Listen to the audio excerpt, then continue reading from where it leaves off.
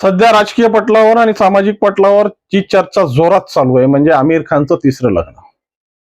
आणि हे आमिर खानचं तिसरं लग्न ज्या पद्धतीने नितेश राणेंनी ऐरणीवर घेतलंय आणि त्याला ज्या पद्धतीनं ब्रँड अँबॅसिडर म्हणून लव्ह जेहादचा घोषित केलाय. वास्तविक स्वरूपात आमिर खान हा लव्ह जेहादचा ब्रँड अँबॅसिडर आहे का? जे का त्याला बनवलं गेलंय का तशी परिस्थिती मांडण्यात आली. आता हे चर्चेचे खूप मोठे विषय आहेत. कारण की ज्या पद्धतीनं लव्ह जेहादचा परिस्थिती आणि लव्ह जेहादचा विळखा या महाराष्ट्राला घासरू लागलाय आणि याचे परिणाम ज्या पद्धतीने सामाजिक पटलावर चांगल्याच पद्धतीने उमटू लागलेले. मग एका खान याने केलेल्या हिंदू मुलीसोबतचं लग्न ज्या पद्धतीने या सगळ्या रोल मॉडेलच्या माध्यमातून सामाजिक परिस्थितीमध्ये एक आपली भूमिका मांडताय आणि ह्याचे परिणाम सामाजिक परिस्थितीवर कशा पद्धतीने होत आहेत, त्याला कशा पद्धतीने तरुण पिढी एक्सेप्ट करते आणि सामाजिक परिस्थितीसाठी या लोकांनी कसं याचं भांडवल बनवलंय याचंच विश्लेषण करण्यासाठी मी आज तुमच्या समोर आहे. नमस्कार मित्रांनो, मी राजेश दुबे, मंथन मध्ये आपलं स्वागत आहे. आमिर खानचं तिसरं लग्न.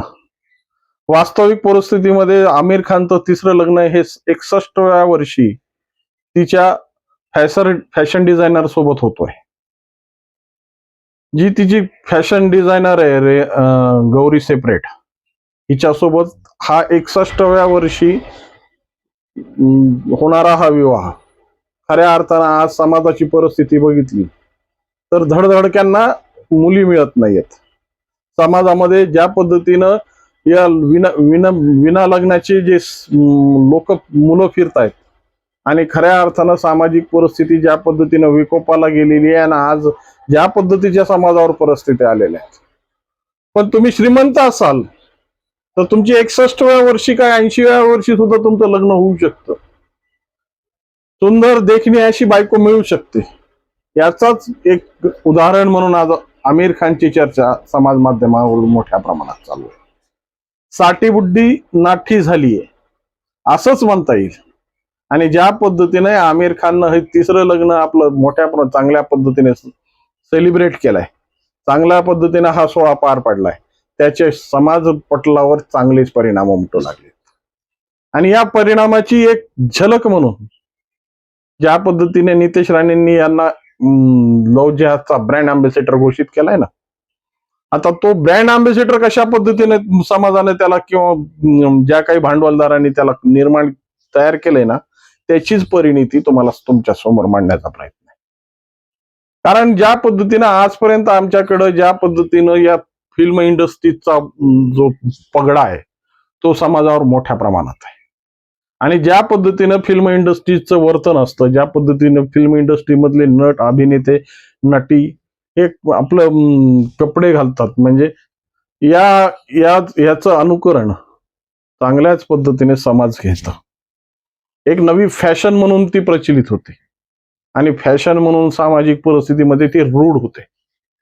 तुमचा राहणीमान, तुमचा खाण्याचा प्रकार, तुमचा वागण्याचा प्रकार, इव्हन तुमची बोलीभाषा सुद्धा यावरच आधारित असते.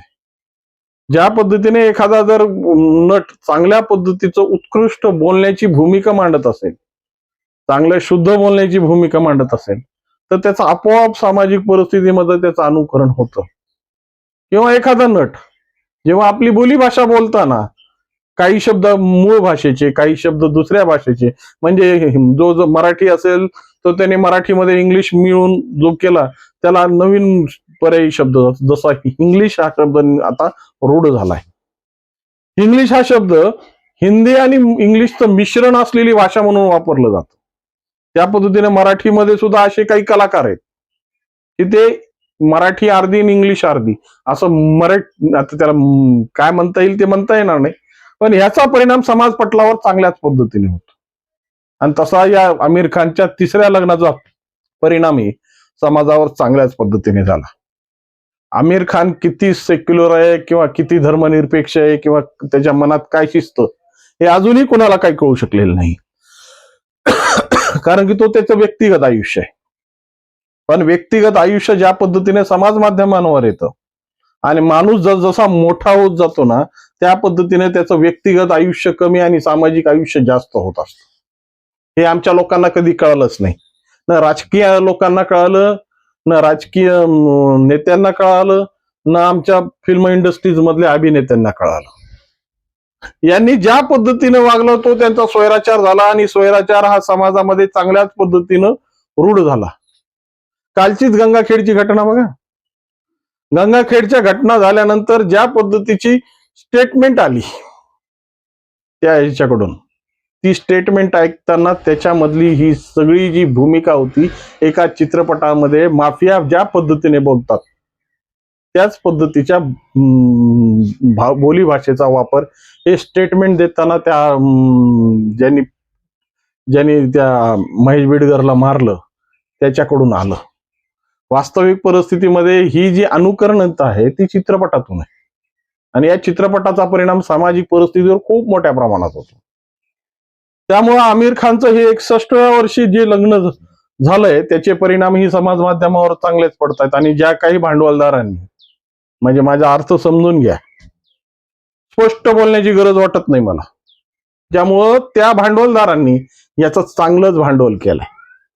आणि त्याचं पहिलं उदाहरण म्हणजे MIMचे जे वारिस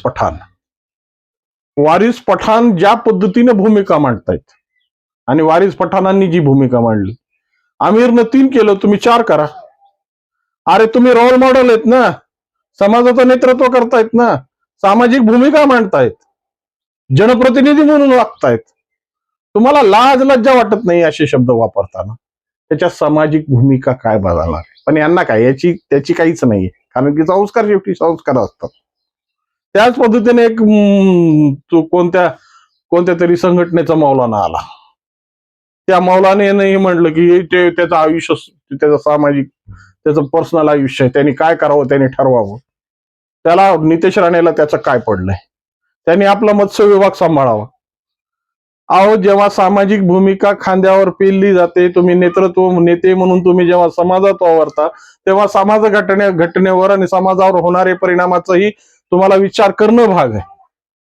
भले नितेश राणेला मत्स्य आणि ज्या पद्धतीची जबाबदारी मंत्री म्हणून मिळाली असेल, पण सामाजिक कामामध्ये ज्या पद्धतीची जी भूमिका मांडतायत, आणि विशेष करून ते मुंबईत राहतात, आणि मुंबईमध्ये ज्या पद्धतीचे परिणाम या फिल्म इंडस्ट्रीजने करून ठेवले, तिथल्या लोकांचे राहणीमान बघा, त्यांचं खाणं बघा, त्यांचं बोलणं बघा, त्यांचं वागणं बघा, त्या सगळ्या गोष्टीचे धिंडोडे उडवणारे परिणाम आम्हाला आमच्या डोळ्यासमोर दिसतात. आणि या फिल्म इंडस्ट्रीचा ज्या पद्धतीनं होरपळ झालाय त्याचे परिणाम स्पष्टपणे मुंबईच्या जनजीवनात दिसतात. पण त्याचं काय, आम्हाला त्याचं काही वाटत नाही. आम्ही स्वीकारतो, जे मिळेल ते स्वीकारतो आणि ज्या पद्धतीने मिळेल ते स्वीकारायची तयारी आमची. कधी आम्ही आमच्या संस्कृतीचा विचार केला नाही, आम्ही आमच्या कधी मातीचा विचार केला नाही, कधी परिस्थितीचा विचार केला नाही. आम्ही भोगवादी म्हणून ज्या पद्धतीनं परिस्थिती येईल त्या पद्धतीनं वागू लागतो आणि परिस्थितीमध्ये आपल्याला स्वतःला आधुनिकतेच्या बुरख्यात कशा पद्धतीने टाकता येईल याचेच प्रयत्न आहेत. आता तुम्ही म्हणताल की हे सगळं जे थोटांड मांडतोय ते मांडण्याचा प्रकार कसा आहे, तर ज्या पद्धतीने या ख्रिश्चन मुलीशी गौरी खान जी आज झालेली आहे, ती गौरी सेपरेट, हिचं जो नाव आहे ते हिंदू आहे आणि गौरी नाव असल्यामुळं सर्वसामान्य लोकांना या गोष्टीची काही घेणं देणं नाही. न कोणी जात बघतं ना पंथ बघतं, फक्त नाव बघतं. आणि नावावर बऱ्याचशा भूमिका, ज्या पद्धतीने अब्राहम लिंकन सांगितलं होतं की नाम में क्या रखा है, नावातच सगळं काही दडलंय हो. आणि गौरी हा शब्द समोर आला त्या पद्धतीने गौरीची भूमिका समाजपटलावर वेगळ्या पद्धतीने तयार झाली. आणि मग सामाजिक पटलावर आमिर खाननं तिसरंही लग्न जाणून बुजून हिंदू मुलीशीच केलंय. ही भूमिका जवळपास 90% नाही 99% लोकांच्या पचनी पडली. त्यामुळं हे प्रकार ज्या पद्धतीने, जरी आमिर खान हा या प्रकारात पडलेला नसेल, त्यांनी 3ही लग्न रजिस्टर पद्धतीने केले असतील आणि त्याचा तो व्यक्तिगत आयुष्याचा व्यक्तिगत भाग आहे. पण ज्या पद्धतीनं या सगळ्या जमातीनं, या परिस्थितीनं याचा फायदा उचललाय आणि सर्वसामान्य युवकासमोर हे लव जेहादचं प्रकरण म्हणून मांडलंय, त्याचीच टिप्पणी नितेश राणेंनी केली. आणि ज्या पद्धतीने लव्ह जिहादचे प्रकरण वाढत आहेत, ज्या पद्धतीनं सामाजिक परिस्थिती या अनुकरणाच्या मागे लागलेली आहे आणि सामाजिक परिस्थितीमध्ये या फिल्म स्टारचा जो प्रभाव आहे त्याचाच फायदा खऱ्या अर्थानं सामाजिक परिस्थितीत मोठ्या प्रमाणात घेण्याचाही प्रयोग झालाय. एक चांगलं उदाहरण तुमच्या समोर देतो. तेरे नाम नावाचा पिक्चर ज्या पद्धतीनं पटलावर आला आणि पटलावर आल्यानंतर तेरे नाम मधली भूमिका खूप सुंदर होती, त्याच्यातले गाणे खूप सुंदर होते, त्याच्यातली जी मांडणी खूप सुंदर होती.